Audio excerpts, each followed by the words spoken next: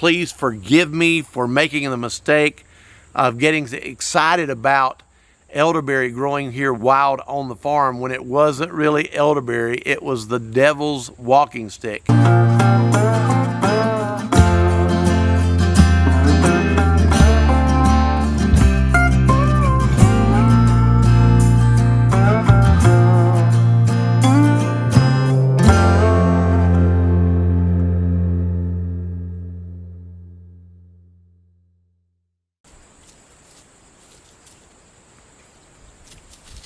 Got me wet.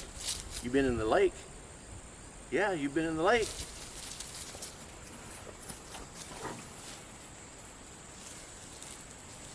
Hello everyone. Welcome to Welch Family Homestead. I have a confession. I messed up, and I messed up big time, and I try not to, but sometimes we have to eat humble pie. I just did a video about a week ago, and I uploaded it here on YouTube about elderberry growing here on the property. And I was so excited. I was ecstatic. I went all over the property taking videos and pictures, and we picked berries a couple of weeks ago. My daughter and I, way up high, picked her up on the forklift so she could reach certain ones that had a lot of berries on them. And our purpose was, we knew that elderberry were very healthy, and we've seen a lot of interaction on the internet about making tinctures or making a syrup from elderberry, and also some jams, and we got excited about it. In fact, my daughter even took a lot of them home, and we were having her make jam out of it, and it was just an exciting thing to find out that we had elderberries growing all over the property. Well, after I posted the video on elderberries, then some very well informed people on YouTube that were followers or subscribers of our channel, you that reached out, I appreciate it so much. Why? Because what I thought was elderberry was really what is called devil's walking stick. It has thorns. Elderberry does not have thorns on its trunk. So I want to make sure that we go back and we edit that video that was uploaded. I'm not going to take it down, but I'm actually going to put disclaimers on it and put notes all over it in the YouTube Studio editor to let everybody know that, hey, I messed up. I messed up and was talking about elderberry, trying to identify elderberry. I have never, ever in my life even been around an elderberry plant, and when I thought I had them all over the property here on the farm, I was ecstatic. I was excited. So I'm admitting to my mistake. Jeff, you must confess. Make it right now. And yes, we put a lot of time into the elderberry look-alike here on our property, and Devil's Walking Stick is listed on the internet as a elderberry look-alike, and it's toxic. It's not good for you. I'm hearing through certain channels and through certain documentation that it can be utilized for certain ailments or certain medicinal purposes, but I'm not going to go in that direction with the Devil's Walking Stick berries. They do have a lot of berries. They're good for the pollinators when they're blooming in the springtime, and they're very good for the birds when they eat them this time of year. And but we need to all admit our mistakes. Now, not going to say much else about that, but I do want to clarify that if you find a plant that looks like elderberry, looks similar to elderberry, but it has thorns on its stalk or on its trunk of the tree itself, it is Devil's Walking Stick. It is not elderberry. So I'm coming clean. You know, in Proverbs in the Bible, it says, he who cannot admit his mistakes will not have success in life. And I believe that. I think that humility is important to life. Humility is important to relationships with individuals, with relationships with business, and also here on YouTube. We need to have a lot of integrity and be truthful about what we talk about and I was not intending on misleading anyone. I wanted to do everything right, but at the same time, let's be honest, I'm human. I'm not going to do everything right. Sometimes I'm going to make a mistake, and if I do, you can always bank on it here on this channel that I'm going to admit to that mistake no matter what. Now, let me give you a little update here on the farm, what we've been doing here lately. We've been installing a sawmill. I'm going to be doing some videos about that soon. We should have the sawmill up and running pretty soon. We've got the barn going up, and we are excited about that. And we are in a season right now here on the farm that is our drought season. This is the western North Carolina mountains. We're in that mountain range of the Appalachian Mountains, the Blue Ridge Mountains, and specifically the Smoky Mountains. And for some reason, the climate here, because of the mountain range, we have usually a dry spell that hits us right around this time of year. It does cause us to have some beautiful leaf seasons that are kicking in right now. We're going to have some beautiful leaves this season, this fall. Within 2 or 3 weeks, we're going to have a vibrant colored forest here in the Smoky Mountains that is absolutely going to be beautiful, and all the leaf lookers will be up here. We call them tourists, looking at all the leaves and taking the ride through the mountains, and you may be one of them. And if you're going to look at the best leaves in the nation and the best forest in the nation during the fall, the autumn season, looking at the leaves, I would encourage you to visit the Smoky Mountains. The Smoky Mountains are the most beautiful forests, in my opinion, in the USA. In fact, the Great Smoky Mountains National Park is the largest national park in the nation. And if you have an opportunity during this time of year, visit Cades Cove. Cades Cove is one of the most beautiful places. It's like an area where people used to live years ago, and it's preserved the way it was years ago, where people can come in and drive through and see the wildlife.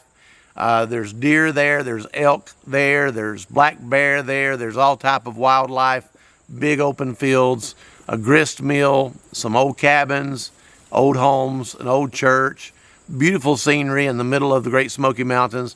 I encourage you to visit Cades Cove in the fall season. If you visit it any time of year, visit it in the fall. Usually you'll see 1 or 2 black bear, maybe even more, when you're visiting Cades Cove. And also in the near future, we're going to be having the Welch Family Homestead set up so that it will be a destination for people to come to, and kind of like a miniature Cades Cove here that we're going to be trying to create, but we're going to try to create it even further back in time than when Cades Cove was created. We're going to try to build some buildings here, even a little chapel that's going to be made out of logs, and have that old 1700s, 1800s style architecture going through our property.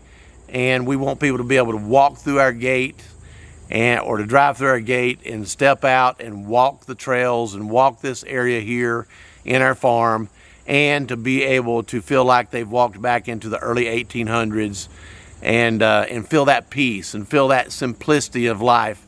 That's what it's all about. But we're not going to be promoting elderberry growing wild here, because I don't think we have any, just so you know. And so anyway, I wanted to give you just a quick update here about what we have going on. We are in a drought, and we do need some rain. We have very little water coming off the dam at the end of the lake, our lake that's here specifically just for our property. We have a private lake. There's water running into it and water running out of it, but this time of year the water table gets low. That will change here in a few weeks when the rains start happening again. It's not as bad as it was last year. Last year I drained the lake in June to work on the dam, and normally we don't have a dry season starting in June. Normally it starts right around September, October, and it only lasts for maybe a month or two. But last year we had a long drought. It started in June and it hardly rained until October. And so it took me, after I drained the lake and started filling it back up, it did not fill up until this time last year. And that was very, very rare. Normally in a regular season of rain, I can drain my lake and it will fill up within 2 weeks. It took 5 months for it to fill up last year. Very abnormal, not our typical year. It was very, very much a drought the last half of the year. The first half of last year, we had torrential rains. Amazing how much rain we had. We've had the same rains this year, the beginning of this year, but it lasted throughout the year longer than it did last year. Our weather here is really good, really moderate. While some people throughout the United States, say in Texas and other places, have been complaining about 100+ degree weather during the summertime, our top temperature here on the farm all year long this year has not even gotten into the 90s. Our highest temperature here on the farm was 89 degrees. I cannot complain. We had some nights throughout the summer that it was down in the 40s and 50s. I was loving that. It was nice. And right now, our temperatures are very moderate, going here through September into October now. Excuse me, I said it was September a while ago. It's actually October now. But we're seeing some very, very nice weather. High in the 70s, lows in the 40s and 50s at night. Beautiful weather, cannot complain whatsoever, even though it's dry. I will say this, the dry weather and the timing of the dry weather, I believe, is going to cause the leaves here in the Great Smoky Mountains to be the best year of color that we have had in many years, because the timing of the dry season hitting like it has. I believe we're going to have some beautiful, beautiful foliage and the colors in the fall this year. Very, very nice. Very nice. So take advantage of coming to visit the Smoky Mountains this fall. Make your plans now and get up here. I would schedule being up here in the Smoky Mountains sometime the end of October, 1st of November. That's going to be the peak leaf season, and you're going to see the most beautiful colors you've ever seen in your life. Take the Dragon's Tail for a scenic route. Visit Fontana Dam and Fontana Lake, Santitla Lake, Chilwa Lake, all these beautiful areas around here. It is God's country. Anyway, this is Jeff Welch here at the Welch Family Homestead. I just want to come on here and tell you, please forgive me for making the mistake of getting excited about elderberry growing here wild on the farm when it wasn't really elderberry. It was the devil's walking stick. And it's not good to eat those berries. And I'm so glad that I didn't give away berries or jam or syrup to anyone after we made the jam. It's good that we didn't. I gave 1 jar of that jam away to my next door neighbor across the street at his horse ranch, and he hadn't even opened it yet when I told him don't eat it. So know the difference between elderberry and devil's walking stick. Maybe I'll do a video on that next year when they're both green and blooming and putting out berries, so that it becomes an explanation tool for everyone to go to. Anyway, my voice is about gone today. I won't speak any longer. God bless you, and thank you for subscribing here to our channel on Welch Family Homestead.